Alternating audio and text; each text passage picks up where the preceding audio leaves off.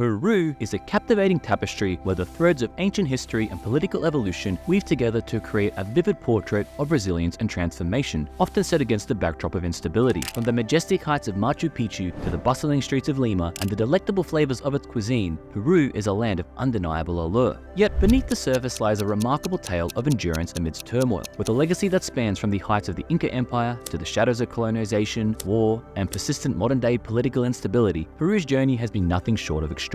So, how did Peru get to where it is today? And how does it currently function? And how has the nation's tumultuous past shaped the intricate political landscape of today? Welcome to How Countries Work, and today we'll be taking a deep dive into Peru.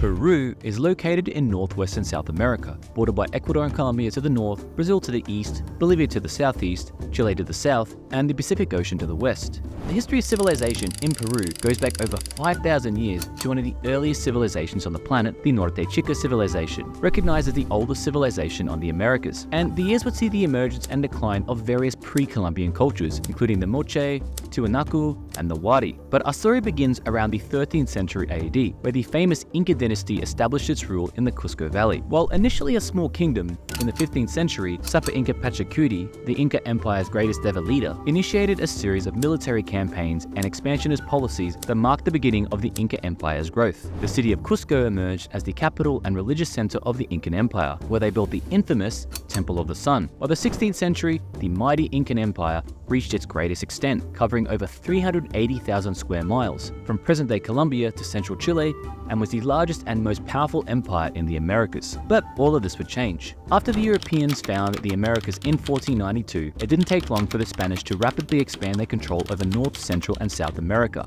In particular, in 1529, the Spanish conquistador Francisco Pizarro commenced a campaign to conquer the lands of the Inca. Through battle, deception, disease, and enormous brutality, he managed to capture the Incan emperor and gain control over Cusco, the capital of the Incan Empire. Pizarro founded his city Lima in January 1535. Lima emerged as a powerful capital, attracting the elite and intellectuals. The Spanish subjugated the locals, and by 1572, the once mighty Incan Empire had ceased to exist, to be followed by the Viceroyalty of Peru under the large and mighty Spanish Empire. The discovery of abundant silver deposits in present-day Bolivia and Peru sparked a mining boom that transformed the region's economy. The mining industry, centered around silver, became vital to the colony's wealth. However, it came at a high cost to the indigenous population, whose labor and lives were brutally exploited to extract the riches that fueled the empire's power and influence. The Spanish would dominate the area through the Viceroyalty for close to 300 years, having a marked effect on Latin culture which still exists to this day. However, by the 19th century, Spain was a weakening power,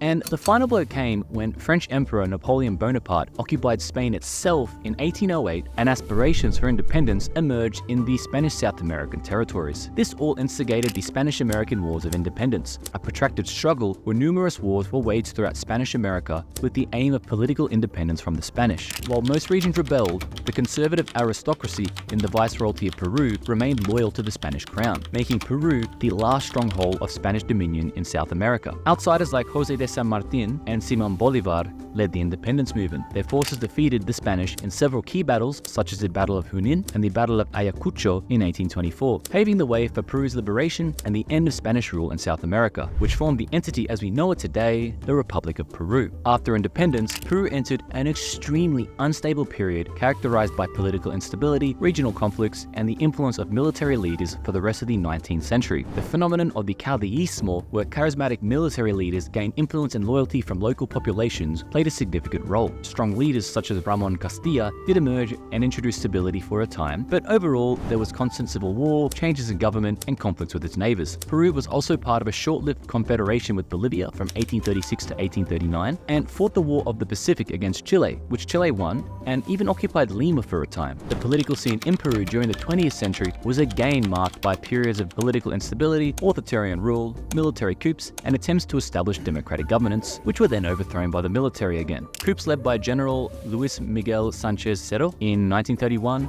General Manuel A. Odría in 1948, General Juan Velasco Alvarado in 1968, followed by another coup in 1975 by General Francisco Morales Bermudez, have all contributed to Peru's constant political instability. It wasn't until 1980 1980, when Peru finally fully transitioned towards democracy as elections were held and a civilian president was elected. However, the 80s also saw a period of immense turmoil due to a Maoist insurgency by a communist guerrilla party called the Shining Path. Peru came out victorious against the insurgency, yet socialist ideas and left-wing political parties continued to hold sway in the Peruvian political arena. And guess what? In 1992, President Alberto Fujimori dissolved Congress and took authoritarian measures, effectively staging a self-coup that concentrated power in the executive branch. In summary, Peru's political history is characterized by a turbulent mix of military coups, transitions between civilian and military rule, and frequent changes in leadership since independence. These tumultuous events have left an undeniable mark on the nation's political landscape, shaping its journey from ancient civilization to modern governance. Today, the Republic of Peru is a unitary presidential republic. It is home to a population of 33.7 million people. The official language spoken is Spanish, with its capital city Lima. While there have been several constitutions throughout the Republican era, the current one was implemented in 1993 and established the fundamental principles and framework for the organization and functioning of the Peruvian government and society, while the National Congress remained unicameral and powerful. Under the Constitution, Peru has a unitary system where supreme authority rests with the national government in Lima. The nation is further divided into 25 departments or departamentos, which are further divided into 196 provinces and then districts. Despite being unitary, Peru's system is still quite decentralized, with the national government granting these departments their own elections and governments, which handle more local issues such as education, health, and infrastructure.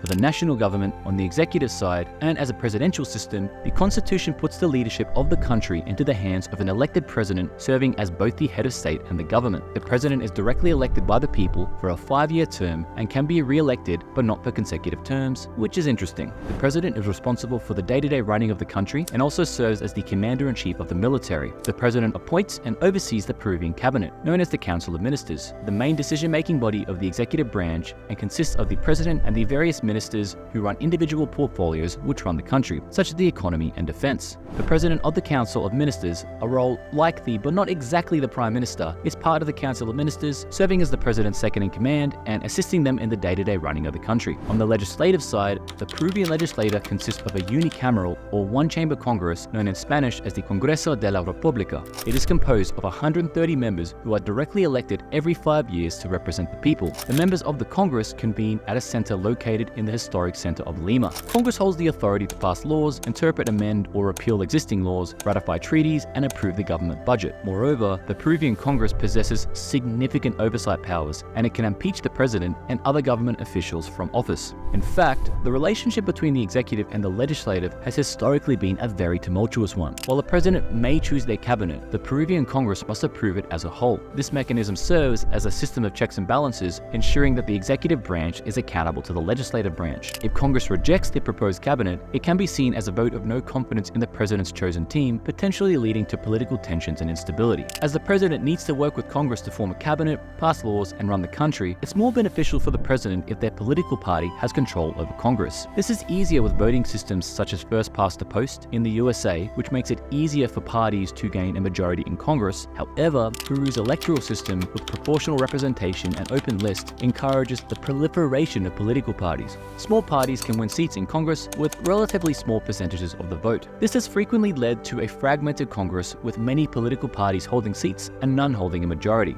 This results in a situation where the president has to deal with a fractious and often hostile Congress. In addition, Peru's political landscape has been characterized by a lack of strong and dominant historical political parties. Instead, the country has experienced a high degree of political fragmentation and the emergence of numerous parties over the years. New parties emerge before elections and others disappear or change their identity. For instance, in the 1990 presidential election, Alberto Fujimori won by creating a new party called the Change 90 Party, specifically for that contest. As a result, there are no stable and representative political parties, further contributing to a more fragmented Congress with no clear majority. And due to a broadly interpreted impeachment wording in the Constitution of Peru, the President of Peru can be removed by Congress without cause, effectively making the legislature more powerful than the executive branch. For example, Peru has had 6 different presidents in the period between 2017 and 2023. In 2020 alone, it saw 3 different leaders in the span of a week. And in December 2022, President Pedro Castillo attempted to dissolve Congress through a self-coup on the 7th of December 2022 while citing Congress's efforts to block his attempted policies, resulting in the legislative body impeaching, removing him from office, and him being charged for high treason. Woof! In summary, Peru's political structure, with divided powers between parliament and the presidency, allows for checks and balances, but also results in a weak executive. Congress frequently blocks proposals and removes presidents from office, further contributing to the country's political instability. In conclusion, Peru's rich historical tapestry, marked by ancient civilization, colonial rule, and periods of political turbulence, has woven a complex narrative that continues to influence the nation today. The transition from the heights of the Inca Empire to the challenges of modern governance has been a challenging journey, reflecting the resilience and adaptability of the Peruvian people. As we've explored Peru's intricate political landscape, we've seen how it has grappled with instability, military coups, and shifting power dynamics, and these historical legacies continue to shape the country's present and future. So folks, that's Peru. I hope you enjoyed the video. Don't forget to hit the like button and subscribe for more informative videos. And if you have anything to add, let me know in the comments below. Thanks a lot, and until next time.